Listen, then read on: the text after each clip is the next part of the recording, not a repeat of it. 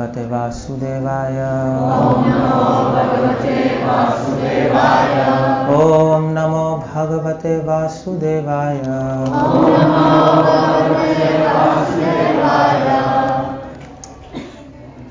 So I'm just going to talk about. Can you hear me, all of you? Okay, fine. So I'm going to talk about Diwali, and the most important pastime which happened in Diwali is Damodar Leela. We know that, and also Lord Ram, he conquered Lanka, and he came back, and there were festivals and there were crackers and in the praise of Lord Ram, and that's why people celebrate Diwali. But what is more important to us is this whole pastime of Damodar Ashtakam, which happened today, and we are going to talk about that. Okay, so now before I just talk, I'll just offer obeisances to Srila Prabhupada and then we can talk. Om Ajnanat Nimirantasya Jnananjana Shalakaya Chakshuramritam Yena Tasmai Shri Gurave Namah. Om Vishnu Padaya Krishna Prishthaya Bhutale Srimate Bhaktivedanta Swami Prabhupada. Namaste Saraswati Deve Gauravani Pracharana Nirvishesha Devadi Paschat Deshtarne Srila Prabhupada Ki Jai. Okay, so what about Damodar Leela? It's a very important pastime. There are two pastimes in Krishna's pastimes which are very important to Gaudiya Vaishnavas. One is the Govardhan pastime, the pastime where Krishna lifted the hill of Govardhan, and the other one is this Damodar pastime.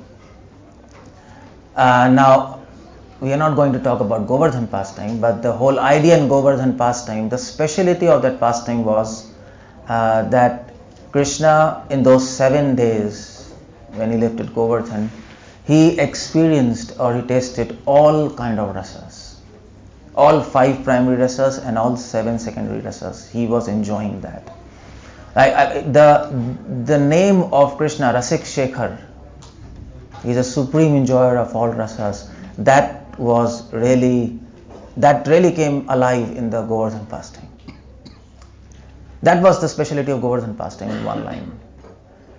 But this pastime is special for another reason, Damodar Ashtakam, Damodar Leela, because there are 8 secrets in this pastime. Krishna does his pastimes for many reasons. Why he does so many pastimes? There are many reasons. Krishna doesn't do anything without any reason. He's not a cranky fellow, am I right? There is a reason there. And that is why Vedanta Sutra, there is a sutra, na prayojanatvat.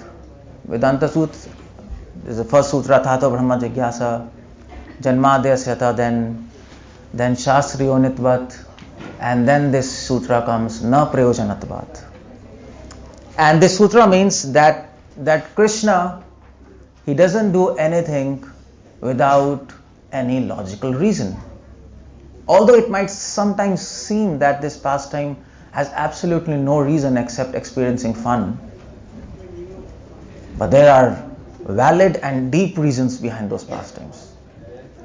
Now, that is why, and the whole point is not just one reason, but many reasons. Because Srila Prabhupada writes in Nectar of Devotion that Krishna is expert. One of the quality of Krishna is Daksha. And Prabhupada explains who is an expert person. An expert person is that who can do multitasking. You know multitasking, computer. I'm using this language. So Krishna achieves many goals by one activity. He's not a kind of person who does one thing and one result. He doesn't like that, because it's simply a waste of time. He's a very busy person there. So many things to do.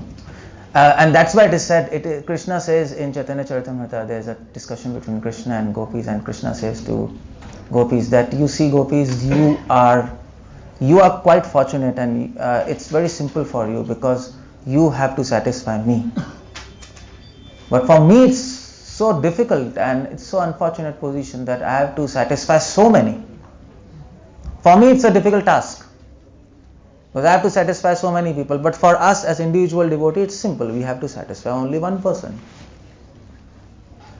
So Krishna has so many things to do, so he doesn't like to do a single thing in a single time. He does multitasking. So every pastime has many reasons. For many reasons he is doing one pastime. By one pastime he is satisfying not only devotees, but also he is satisfying probably yogis and jnanis and also non-devotees, because when they hear his pastime they are attracted to him. He is also satisfying a neophyte, a paramahamsa. He can do it. He can satisfy everybody. So in this pastime of Damodar Leela, there are 8 reasons why he is doing this pastime. And that is why we have this Damodar Ashtakam. Now this Damodar Ashtakam, I think is written by Satyavrat Muni, isn't it? I think it is mentioned in Padma Puran, and Sanatana Goswami quotes from Padma Puran this song in his book Hari Bhakti Vilas. Let's say Sanatana or Gopal Bhatt, whoever it is. So why there are 8 verses? Why not 10? Because one reason is because generally songs are written either in 8 or maybe 100. There's a particular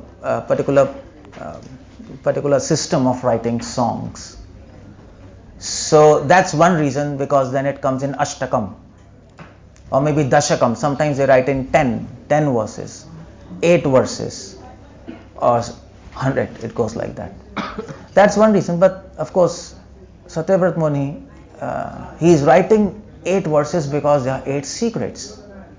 And I'm going to tell you that. What are the secrets? Why Krishna does what he does in this pastime. Okay, you all know Damodar Ashtakam, so I don't need to repeat it. We all sing daily. But probably the secrets you might not know. The first verse is Namamishwaram Satchit Ananda Rupam Lasat Kundalam Gokule Bhrajamanam Yashoda Bhyulukat Ladhavamanam Paramishtam Atyanto Dhrutya Gopya. The first verse, now you have to focus on this word Yashoda Bhyulukat. Bhyu means fear. Now what Satyavrat Muni is saying in this first verse is he is glorifying Krishna's one quality. On that quality all qualities rests. Now what is happening in the first verse is he begins with Namamishwaram Satchitananda Rupam. He directly says Krishna, you're God, because he's Ishwaram. The word he uses is Ishwaram. But then he brings the point that you are fearing Yashodama. Now there is a contradiction he's trying to bring, and he's saying, Krishna, you are simultaneously omniscient because you're God, but at the same time you are becoming bewildered. You are fearing Yashodama. You don't know what to do. Now this is the thing which Satyavrat Muni is bringing. That's why Krishna does this pastime, to show that he is God, but at the same time he can become bewildered. But the whole question here is he truly becoming bewildered or not? That's the whole question there. Does he know that he is God when he is becoming bewildered? Or he forgets that? That's the main thing. Madhva will never agree that he is forgotten he is God. Madhvacharya, if you happen to meet him and you tell Krishna was fearing Yashodama and he really feared him, he'll say you're going to hell. That's all. He'll never accept that, because he thinks Krishna is God and he can never forget that he's God. Only illusion makes you forget that he's God, and how can illusion work on Krishna? He's a master of illusion. But that's not our take. That's not what Gaudiya Vaishnavas think. According to Gaudiya Vaishnavas, he's truly becoming bewildered. He's not acting. And the whole point here is how they substantiate is, there is an example given in Bhagavatam You see 3rd canto, 4th chapter, 16th and 17th verse, where Krishna is in Dwarka and he meets Uddhav. And Uddhav comes, and actually Krishna calls Uddhav. And Krishna says, Uddhav, I am very confused. Why? Because Krishna was in a problem, and the problem was these kings, Jarasandh, you know Jarasandh, who actually captivated so many kings, imprisoned. Now these kings wrote a letter to Krishna. Krishna, please help us to get free of Jarasandh. They wrote. Now there was a letter. Simultaneously, another letter came on the same day from Devarshi Narad. And Narad wrote a letter. You see, Yudhishthira Maharaj is doing a yagya, Rajsu yagya, and he's calling you. So what to do? He was confused whether to go to help those kings or to go to Yudhishthira, and he was in a dilemma. So he calls Uddhava and he asks Uddhava, I am confused, you please tell me what to do.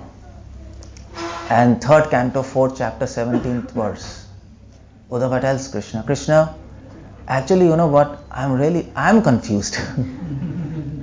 How you can be confused? And he says, Mohyati iva, mugdha iva. That's the word he uses. It seems that you are confused and you are bewildered and you can't take decisions. And how come it is, just in the previous verse, 3:4:16, he tells, how come this is, I'm also bewildered, and I was thinking for so much time that how come time personified, which you are, you can experience fear when Yashodama was running behind you. I can't figure that out. I heard about that pastime. Definitely they would be hearing him, isn't it? This news would have gone everywhere. And I was bewildered, and I was also bewildered also many of your pastimes where you were playing with your friends and you completely forgot who you were, and I can't really get around this fact. And now this is a first-hand experience. You're confused in front of me. That I heard, but this is happening in front of me, and by seeing your bewilderment, I am bewildered. And he says, Kunti said the same thing to me. Kunti, she was also witnessing this pastime, Damodar Leela. We know from Bhagavatam, she was there. She happened to visit Vrindavan when this pastime was happening. And she said in 1st canto, Kunti prayers, she says, how can you be bewildered when Yashodama is trying to tying you? I am bewildered by that fact. And the whole point, what Acharya's comment is, the fact Yashoda and Uddhava are bewildered by seeing bewilderment of Krishna, this shows and this proves that Krishna is really getting bewildered. Because if he was not, then Uddhava, he is a very intelligent man, by the way. If he was not, then there was no question of bewilderment of Uddhava. Okay? Uddhava could understand Krishna is God, he is just acting. But Kunti also knew, but they were bewildered, and that's the whole point. Krishna is simultaneously omniscient and simultaneously completely ignorant. How does it happen? We don't know. Krishna is the most intelligent person and is the most foolish boy in Vrindavan. And he's not acting, by the way. It's really happening with him. When this Aghasur came, you know Aghasur he came and these boys were, so Aghasur was feigning as a snake, as a cave, mountain cave. And all these boys, they went into that cave. They were confused whether it's a snake or a cave. And they went into the mouth. And Bhagavatam says, Krishna, for a moment, he was really confused what to do. Whether to save them, whether to call them. He forgot everything. He didn't know what to do.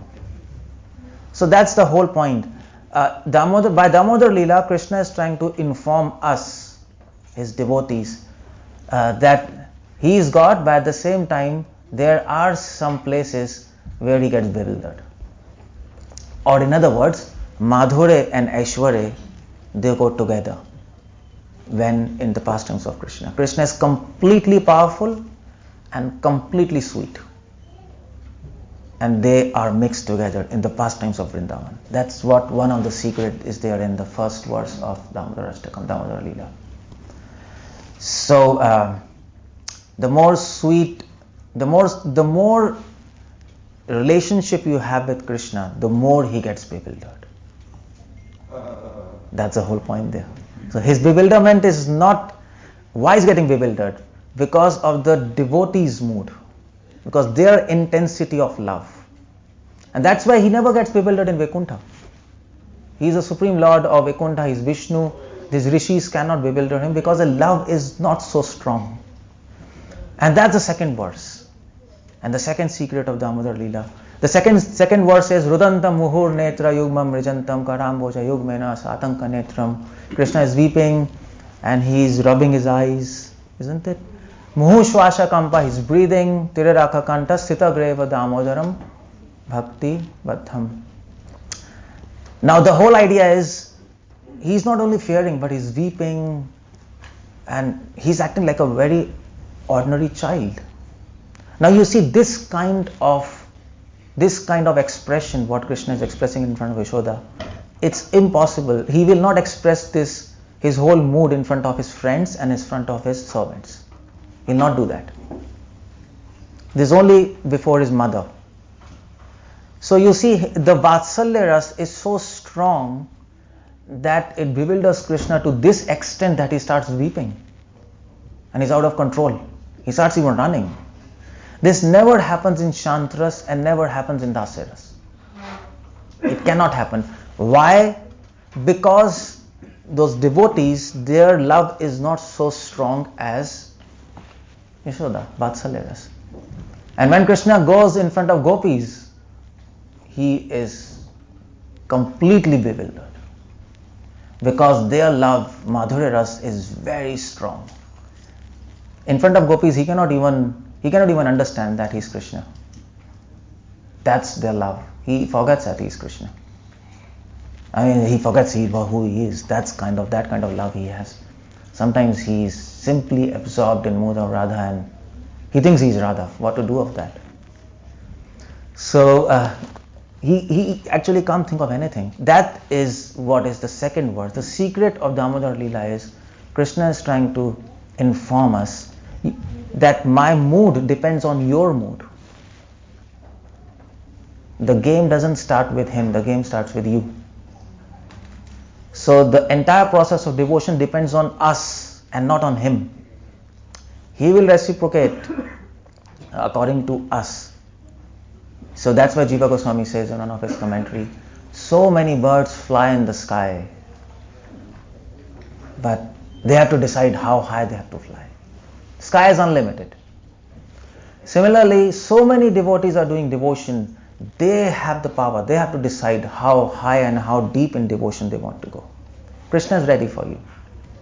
Krishna is ready to reveal his secrets to us and his mysteries, provided we have that depth of devotion. It's up to us. And that is why verse 3 comes. And in verse 3, Krishna is revealing more secrets of his pastime. In the verse 3, Satyavrat Muni, he's revealing another secret of Damodar Leela. And he's saying, now verse 3 is, Iti drika swalilabhir Ananda kunde sabhosham nimajantam akhyapayantam. He's saying, Krishna, I am seeing your Leela. Iti drika swalilabhir Ananda kunde, I am filled with bliss. And Puna prematastam shatavriti vande. I am so blissful that I want to offer obeisances to you. Shatavriti, millions of times. The third verse, Krishna is trying to reveal us through this pastime that Krishna will give you opportunity to glorify him by doing these pastimes. The more you feel bliss, the more you want to glorify him. That's how it goes, isn't it? And this is there in material world also. The more you like something and the more you feel blessed, the more you want to glorify him. Now, Krishna makes you glorify himself. That's what he is doing. It is not that we want to glorify him. We don't want to glorify him. Let's face this, am I right? Nobody wanted to come to Krishna. He pulled us. Through his devotees, through his planning, he caught us. And now he is making us glorify himself. And And that is why one of the devotees in South India, he's 𝗪𝗲. 𝗪𝗲, Divya Prabandham, you know Divya Prabandham? There's devotees in South India. And he writes a song and he dedicates his song to Krishna, and he writes that, oh my Lord, actually he's challenging God, Krishna, in his song. I think this is by 𝗪𝗲 or somebody. And he says, oh my Lord, oh actually this song is by Kanak Das. You know Kanak Das, one South Indian saint. He says, oh my Lord, you brought me in Krishna consciousness. I never wanted to come. Isn't it? We never wanted to come to Krishna. But you brought me. And you made me glorify yourself by doing so many wonderful pastimes. That's why he does pastimes, so that we glorify him. We are forced to glorify him, am I right? We are forced. Who will not glorify Krishna's pastimes if they read it and if they hear it? It's so nice. You made me glorify yourself. And now you have to make sure that I attain you. And if you don't do this, I will go back in the city and I will start preaching you're not God. And I'll destroy you. he was a Kanak Das. Kanak Das was very popular, and he says to Krishna, Krishna, I'm very popular as a devotee, and if I start speaking you're not a God, people will believe me. Or I change into atheist. So you better make yourself attain me. So that's the whole point. You cannot leave me in between. Otherwise, why did you bring me in? Why did you bring me? Just to leave me around in the middle? And that's the whole point in verse 3. The secret of Damodar pastime is Krishna is making Yashoda run after him. He is the director there. And then he is making Yashoda confused. And then he gets bound and gives her bliss. He is directing everything. Yashoda doesn't realize that, but he is doing that. So Krishna gives the opportunity to glorify him by doing so many nice pastimes. In fact, I think Jiva Goswami or Rupa Goswami, somebody, they write in their prayers, one of their prayers, and they write, oh my Lord Krishna, now your pastimes have ended 5,000 years back, and we are so sad that we cannot glorify you more than what we wanted. We have glorified all your pastimes, and now we cannot glorify you more because there are no pastimes now. What to do? And they are so sad for this fact. So that's the third secret of Damodar Leela. Krishna is making himself glorify, and he will help us attain himself. The only thing he requires from us is sincerity and the desire to attain him. That's the only thing he requires. And that's what Bhaktivedanta Thakur says in one of his songs, Jeev Ichha Matra Kore. What we can do for Krishna? Nothing. The only thing we can do is we can desire him. And once you desire him, he takes charge. And he will make you do everything. But as soon as you stop desiring him, he will stop doing anything. He will stop his plans. And Maya will take over. That's all. So it's all desire. Krishna is just seeing you desire what you want, and accordingly he works. That's the third verse. Now when you glorify Krishna, then he likes to reciprocate with you. Right? That's the fourth verse. And the fourth verse says, Varam deva moksham na mokshavatim va na chanyam vrineham varishadapya idam te vapurnatha gopala balam sada me manasya virastam kimanya. Krishna, I don't want anything from you. Please remain in my mind. Now what Satyabhat Muni is telling, Krishna, please remain in my heart. That means please reciprocate with me. So Krishna reciprocates with everyone who glorifies him. Actually, that's Krishna's nature. People who glorify Krishna, Krishna likes to glorify them. He makes sure, people who envy Krishna, Krishna makes sure they'll be envied by everyone. If you try to interact with Krishna, everything will happen complete. Remember, because he is complete. If you try to cheat him, he'll cheat you completely. So completely that you will never even know that he's cheating you. That's why so many devotees, they say, be careful when you are with Krishna. He's nice, he's very nice, he's very, very nice, but he is very tricky. So if you try to play tricks with him, you will have it. You see, lives after lives. That's why Krishna says, you know what I want? I want one thing, don't be duplicitous. That's what he wants to say. Okay, you have problems, I know. You have lust, you have anger, you have greed, you have material desires, no problem, but don't be duplicitous. Accept what you are. Speak truth. See, that's the whole trick of devotion. Satyam param dhimahi. That's the first verse. Anybody who wants to advance in devotion, the fourth verse helps us to understand. Anybody wants to advance in devotion, the only thing they need is to speak truth to themselves. If we speak truth to ourselves, okay, hey, this is what we are, this is what desires I have to get free of this desire somehow and advance, that's all. And Krishna helps. But if we start thinking, I'm a devotee, I'm this, I'm that, then there's a whole problem. So that is verse 4. He will reciprocate with every devotee who is truthful to himself and who is glorifying Krishna. Now, sense gratification is a type of glorification of material world, if you try to think about it. That's why Krishna says, don't do sense gratification, because that means you're glorifying matter. The point is, we want to enjoy those things whom we appreciate. Am I right? We want to enjoy those things whom we appreciate. First we appreciate and then we enjoy. Okay, I like this food is so nice.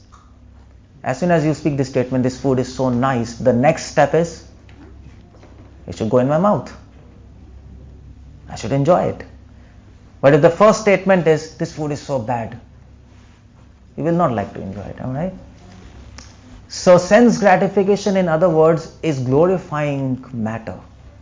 That's why Krishna is informing us, stop sense gratification, because sense gratification is you're glorifying material world and you're glorifying me. And that's a blasphemy of God. Trying to enjoy material world is blasphemy of God. You know why? Because you're saying material world is nice, Krishna is nice.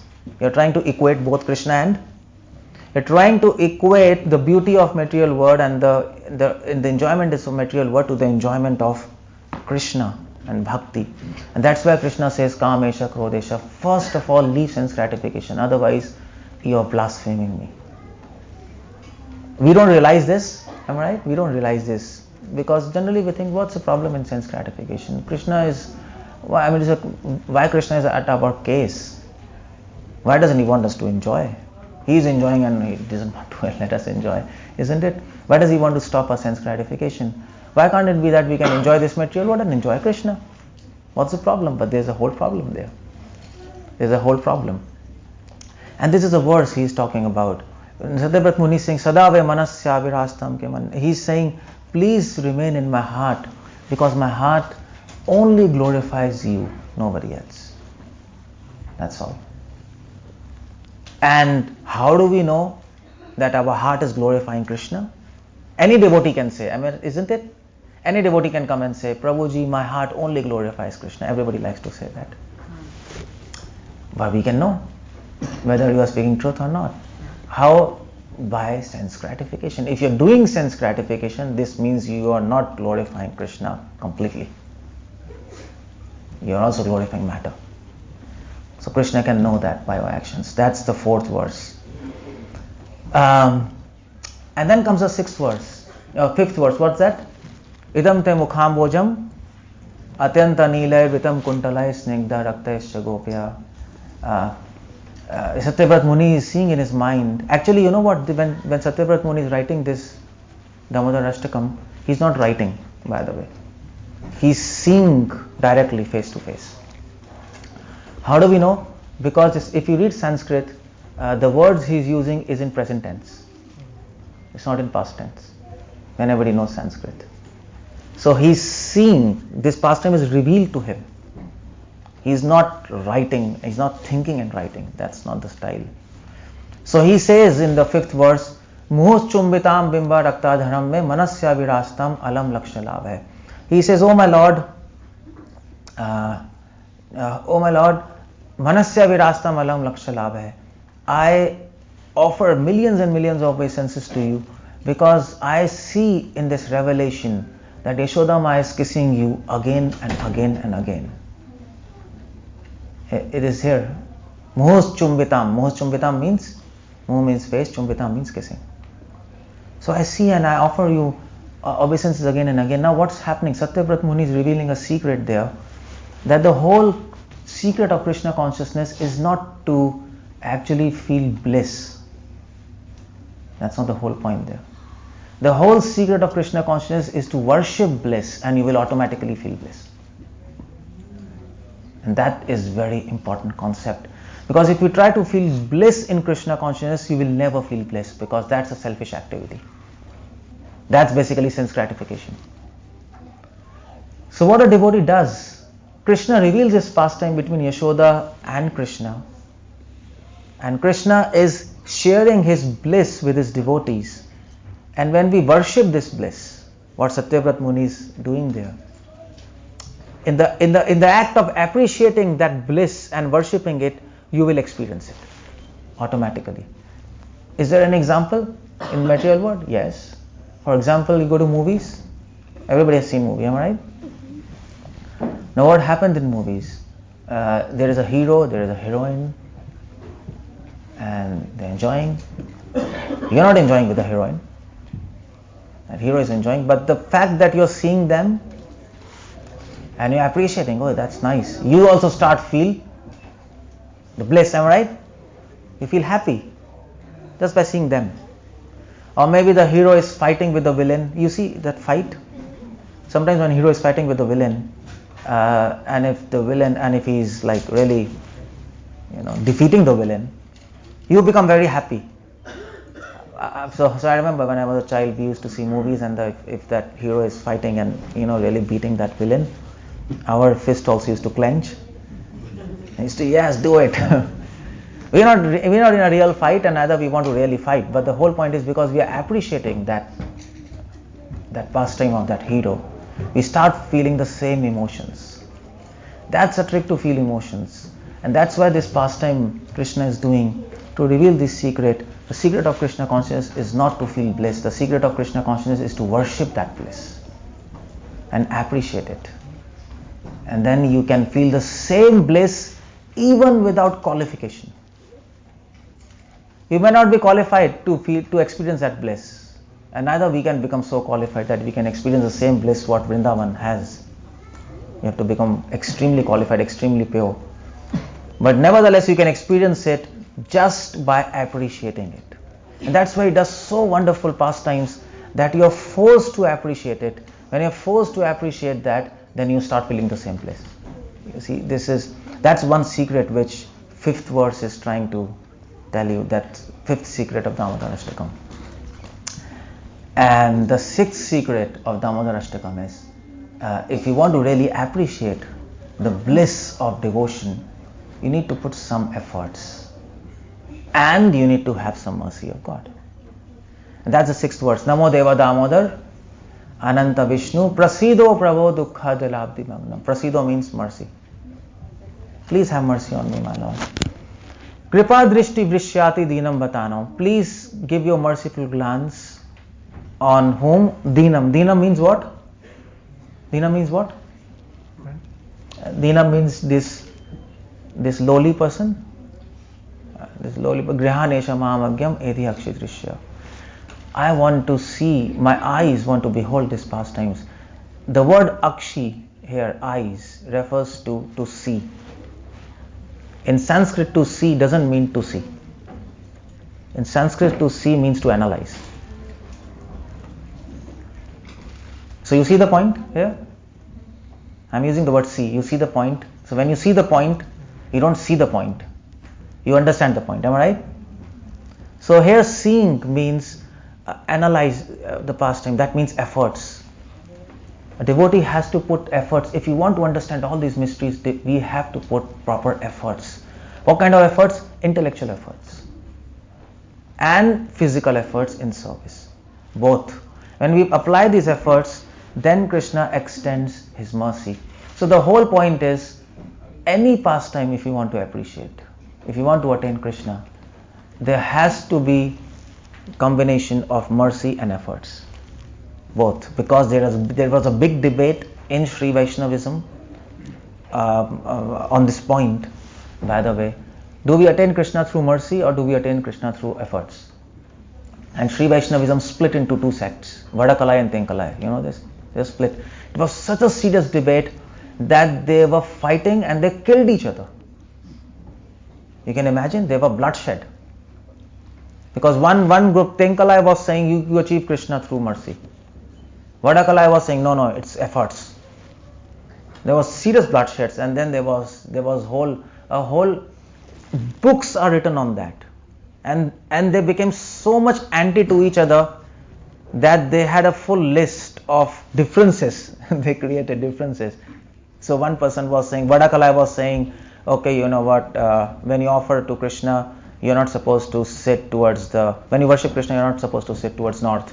And these people, 𝗃𝗃, because they had grudges against that system, they said, no, you should sit south. And they just changed everything.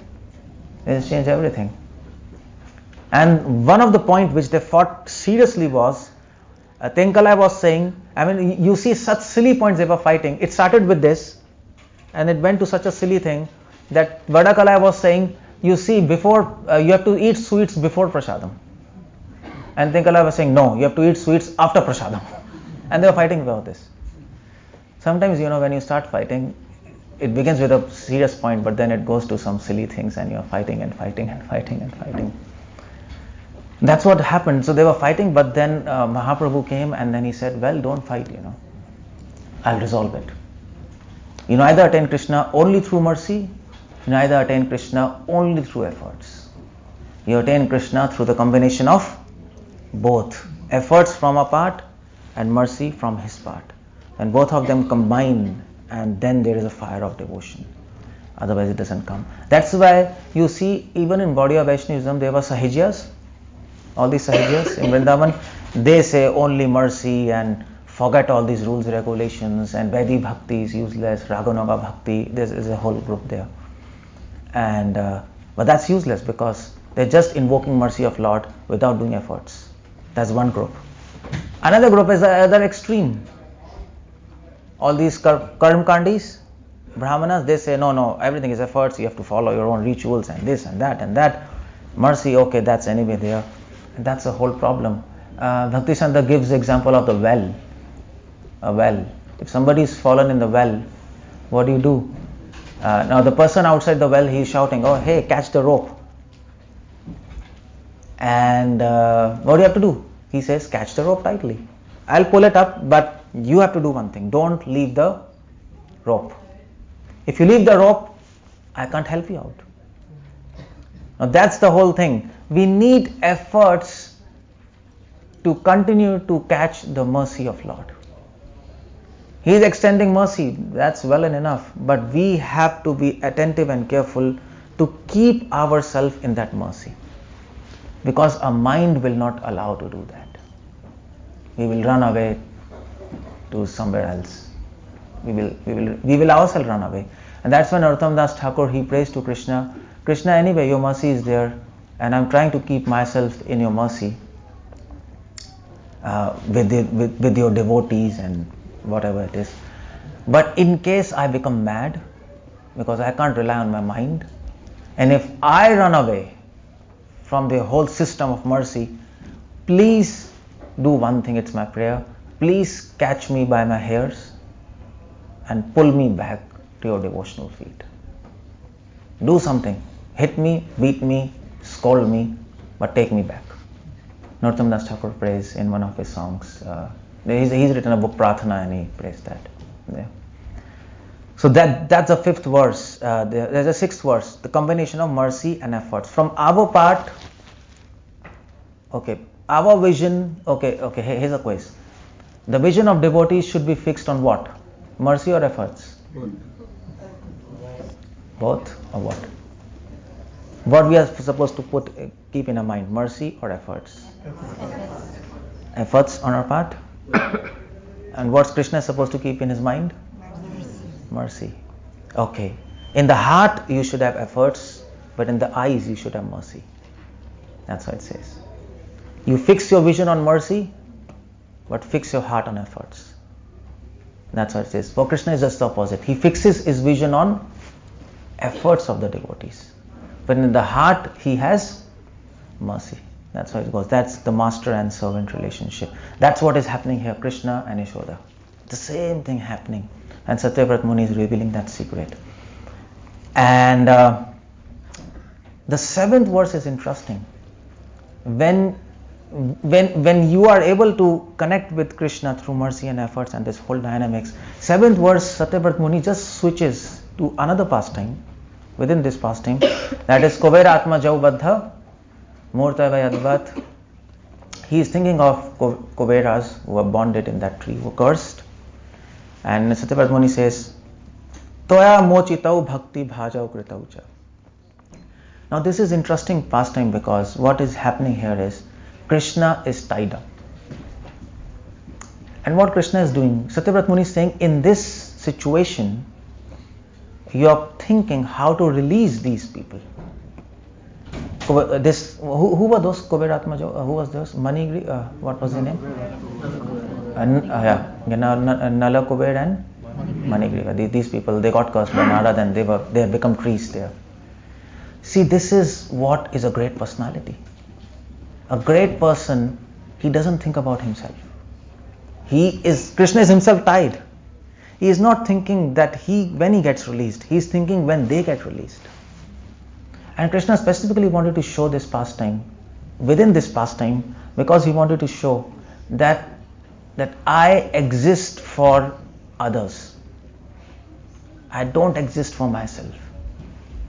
Even this whole pastime of running and having fear from Yashoda, why he is doing that?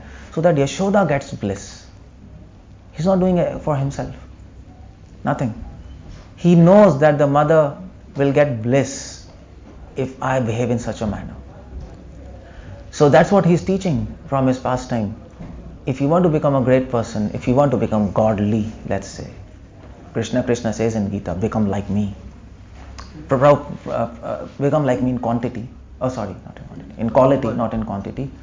Prabhupada says in many of his conversations, not many, but some of them, Prabhupada said in many of his lectures also, don't be an ordinary man.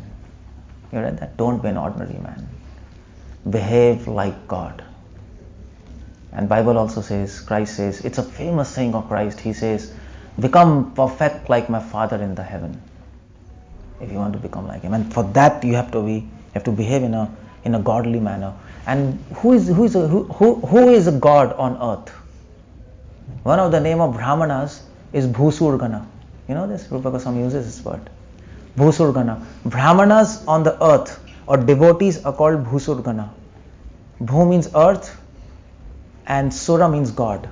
Devotees are called God on earth. They are not called man on earth. No. Why? Because the behavior is like Krishna. And what Krishna is doing?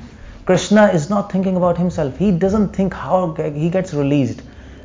In spite of the fact he's bonded, he's thinking how to make other people released. That's a godly action, isn't it? A mortal man cannot do that. It's impossible. And that's what he is teaching here, that I am bonded. Even in this condition, I can release people. I can liberate people. Then you can imagine, if I am free, how can more I liberate others? But this doesn't go to ordinary man. Any bonded living entity cannot liberate others. But Krishna can do that. So in this pastime, he is revealing his power, at the same time, sweetness. He is powerful. He is acting very sweet. He is bonded. He is fearful. But at the same time, his powers are working. This is called Achinte Shakti. That is why Mahaprabhu named our philosophy Achinte Bheda Ved Tattva. It's Achinte. he didn't say it is inconceivable because we cannot understand it. That's not the point. This Mayavadis will say, it is inconceivable because you cannot understand it. No. It is inconceivable because you can understand it to a certain extent, but after that it becomes illogical. You can understand that it is illogical, at least that much. But Mayavadis will say you cannot understand anything. It's beyond scope of human intelligence. We say no, intelligence can know. Mahaprabhu called our philosophy inconceivable because not because you cannot understand it, but because there are contradictions. There are contradictions, and those contradictions human intelligence cannot handle. So you can hear about this contradiction. I'm just telling you. Krishna is absolutely in a sweet mood, but his inconceivable powers are working and he wants to liberate somebody. 𝗂𝗿 𝗪𝗀𝗀𝗀𝗀. This is a contradiction. How he does that, we don't know. We have no idea. And that's why this philosophy is achintya. Actually, this word achintya is a very deep philosophy because if you really study about that, whole material universe is achintya. Everything is contradictory in this material world, especially with quantum physics. We know everything is contradictory. Light behaves like a wave, and you know this, no? Wave particle duality. It's contradictory. So that nature of God is reflecting in the nature of matter. If you really think about it, everything is contradictory. Everything cannot be resolved. It can be heard, it can be understood, it can be seen, but you will not be able to attain any resolution. This goes with matter, this goes with circumstances in this material world, and that is why Krishna says, don't try to solve problems in this material world because sometimes there are no solutions. Don't waste your time. Don't waste your time. Illusion will try to delude you. There are solutions. Everything doesn't have solution. This thing doesn't have solution. How can Krishna can act sweet and powerful at the same time? No solution. It's impossible to understand. So that's the 7th verse. That's the secret of Damodar Leela. And the 8th verse is the most important teaching of Damodar Ashtakam. The 8th verse is Namaste tu Damne Swaradipti Dhamne Todiya Doraya Tha Vishwase Dhamne Namo Radhikayai Todiya Priyayai Namo Antalilaya Devaya Tubhyam. Tubhyam means to you, Devaya means oh my Lord, Namo Anantalilaya, all these pastimes I am offering obeisances, but I am specifically paying obeisance to the rope which has tied you. And that rope is a representation of Radharani. Namo Radhikayai. That rope, it seems it is a rope, but it's not a rope. It's Radha. In the form of rope. In spiritual world, this can happen, by the way. In here, it cannot happen, but it's like that. So, Satyavrat Muni is revealing that secret, and with that secret, he's revealing a principle of devotion of Prem Vashyata. This is one of the main teachings of Damodar Ashtakam, Damodar Leela. Prem Vashyata. That means Krishna can be only bound by love. There is no other force which can bind him. Only love can bind him. And in fact, he wants to be bounded by love. He wants that. Because in Chaitanya Charitamrita, Krishna says, Mahaprabhu says how Krishna thinks. Krishna says, you know what, I'm absolutely bored by being independent. I am liberated. I am the master of liberated souls. And I am bored of this. So I want to be binded by somebody. And there is no other force which can bind except love. And that's why Chaitanya Mahaprabhu says, the aim of life is love of God. The aim of life is not God. He makes this point clear. Although other acharyas, their goal is God, Vishnu himself. But here our goal is not God, because we know there is something above God. Although philosophically there is nobody above God. But when you go to Vrindavan, everything becomes upside down. Philosophy becomes upside down there. Because there we are thinking from Rasa Vichar. And there, in Vrindavan, God is love. which controls Krishna, which controls Radha. And that is why Mahaprabhu says, yes, your target should be love of God, because Prabhupada says in one of his lecture that if you love Krishna, he'll be in your fist. Prabhupada makes this point and lecture ends. That's a big statement to make, isn't it? Krishna is in your fist. Even Bilmangala Thakur in his songs Krishna Karnamrit, in Bilmangala Thakur he makes a statement, Sarvagyatva api mugdhaiva sarvabhavam. He says, although Krishna is omniscient, Sarvagya, nevertheless he can be bound by love, and that love forces him to behave in such a ways in which Supreme Personality of Godhead should not behave. Doesn't look nice when Supreme Person behaves like that, but love forces him to behave like that. That's what Bimala Thakur says.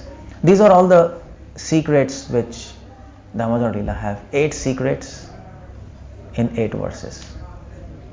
If you want to recap that, I can just recap it and then we can wind it. The first verse, Navamishwaram, it gives a secret that Krishna can be simultaneously bewildered and omniscient. He can be simultaneously the most intelligent and the most foolish person. The second verse has a secret to tell us that the more you are absorbed in devotion, your absorption in devotion will lead to more bewilderment of Krishna.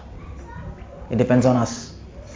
The more you absorb, the more ignorance and bewilderment he'll manifest. The third verse helps us to understand the secret that the whole aim and object of life. Why he's doing such pastimes? So that he makes us glorify him. It's not that we are glorifying him. That's why devotee never becomes egoistic. Or I am doing devotion and I am glorifying him. We know that we are not doing devotion and we are not glorifying him. He is a director. He is making us glorify himself by all these pastimes. If he doesn't do these pastimes, we are out. He is holding us. We are holding him, but his grip is more stronger than our grip. We understand that.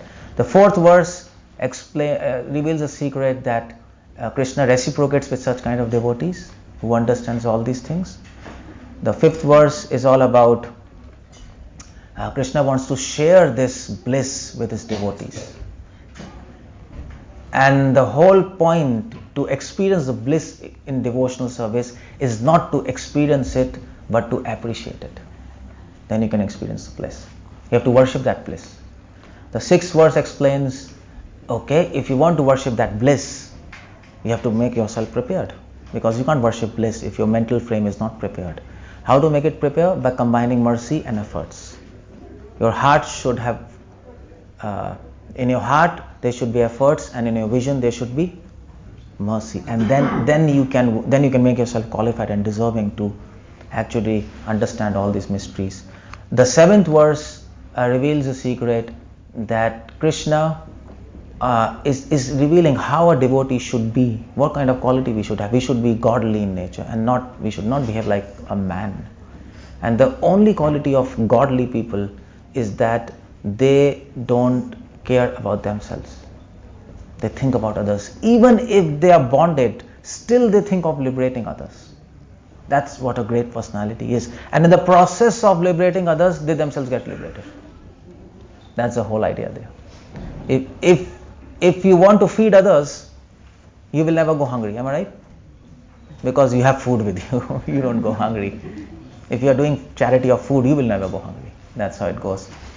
And the eighth word explains the final secret of Damodar Ashtakam, that is Prem Vashyata. Krishna likes to be binded by love. There is no other force which can bind him except love. And that is why our target is not God. Our target is love of God. We have to keep this in mind.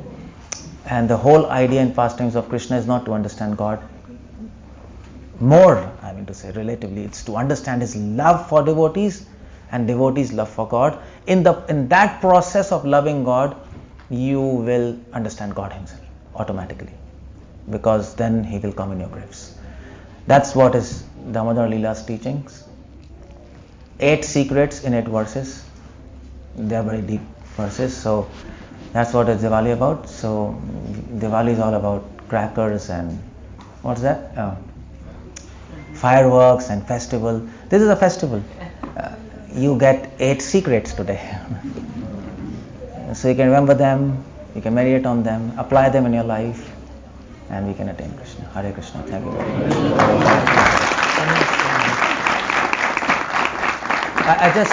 I just want to tell you something, and then you can just do whatever you want. This is one pen drive. I just wanted to tell. I have a flash drive. I have so many things to share with you, and I mean to say I have so many seminars on politics. Yeah, politics in a good sense, not in a bad sense. Krishna is teaching how to manage, and there are many shastras, Niti Shastra, Shukracharya, Vidur Niti, and there are many seminars on Bhagavad Gita, many seminars like this, what I am speaking on, many prayers of Bhagavatam. What I want people to understand logically and systematically. So all these seminars are there in this. There are 400 hours of lecture and 8 hours of video. So you can put this flash drive, 16 GB in your car. That's why I made it, because people are mostly spending their time in car. Am I right? Traveling. You can put it and keep on hearing. Maybe in your computer it will just work. So you can just put it. Videos you can see on your laptop. I am a scientist. I am a geneticist. So I preach to scientists. That's what I do. This is my side business, to speak on devotion, or maybe personal business. But there are so many seminars I've given in Stanford and in America. There's what, and there was science and spirituality. So you can have a look at that also. So this is one flash drive. You can have a look. There are some books. Oh, this is a book, Mighty Efforts. Whatever I was saying today, that's there in this book, Efforts and Mercy. I was talking about that fight and all those things. So this will tell you how to put efforts, whether you're putting true efforts or wrong efforts, whether you're advancing or not advancing. You have to have discrimination. There's another book, Crazy Ideas, because we think that people are crazy. People are crazy. Right? We are also crazy. We have so many ideas that Krishna Consciousness is a sect, or why do we only believe in Krishna, why only Bhagavatam, what's Bible doing, what's Quran doing, and so many scriptures, so many messages, so many gods. What about aliens? What about ghosts? What about vegetarianism? What about vegan? What we are doing here? So all these questions I have put in this and given you answers from theology, theosophy, from various religions. Because you know what? It is helping in preaching, because when you preach, you can't say Prabhupada said this. It's absurd to speak like that. When you're preaching to ordinary people, you have to give a very broad view. You have to tell them the principles we follow, those are universal. It's not sectarian Krishna conscious principle. We are not a sect. We are giving you universal principles which are applicable in all religions. Of course, we have more depth. That's another thing. So for that I have written this book. You will find answers from so many places, and it will convince you also. There's one book, Science Fails to Explain Life. This is about the story of life, how scientists reduced life, broke life into first molecules, then into atoms, then into interaction between molecules, then into genetics, and then into information. The latest news is life is information. But when they thought about it, life is information, they were confused. How can life be just information? And the story has come back to, again, point zero. And they have no idea what's the definition of life. They have no idea how does life originate. They have no idea what's life all about. They have no idea of anything. So I've explained this in simple terms. You see, when you read scientific papers, you're not going to understand head and tails about that, because they'll begin with a word which you will take whole life to understand. So I put this in very simple words, removing all jargons, so you know what's happening the other side of the wall, what they're doing at the top, and then you will understand how confused they are. And then you can understand the Vedic alternative, and then you can tell to your children, or what, because they will ask you all these things. My papa, life comes from soup, because that's what scientists say. But then you should have proper answers. Then you will say, you know what, I don't know which kind of soup, but some good soup it should be. Then they'll say, kids will say, Papa, you're foolish. So you should have some kind of answers, people ask. So all these things are there in this. If you want to have these books and flash drive, I'll be right outside. and I'll be happy to give you. Hare Krishna. Thank you very much.